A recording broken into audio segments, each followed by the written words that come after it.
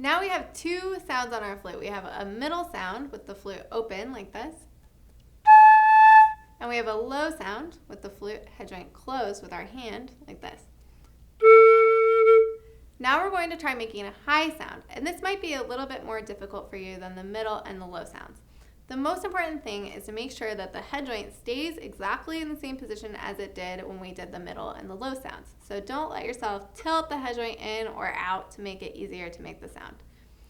So to make a high sound, we're going to just move our lips forward, and you're going to blow through that nice, soft, gooey part of your lip that's behind the outer part of your lip. You should be able to feel that with your finger right here.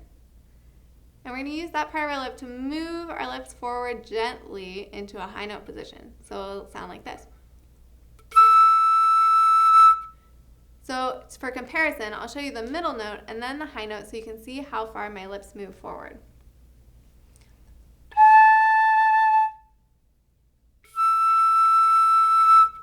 And notice that I'm not moving my head joint at all to get that high note. I'm just keeping it nice and still, and I'm moving my lips gently forward.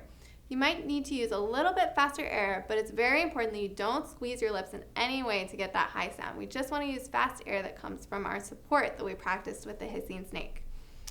If you're not supporting with your high note or you're not using enough fast air, it might sound like this. It's not very clear, or it could sound like this, where you're getting a little bit of a low sound. So that just means you need a little bit faster air. But try to stay relaxed even though you're pushing very fast air through your lips. One more time, this is what it will sound like. And here's how my lips move from the middle note to the high note.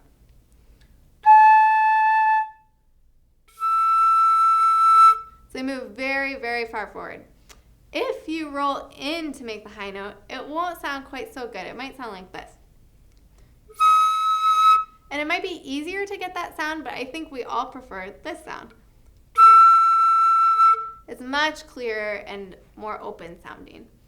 So now once you can get a good high note and you're starting it with your tongue and you have a great middle, low, and high note, you can practice going between all three of those notes. So let's try middle note, low note, middle note, high note.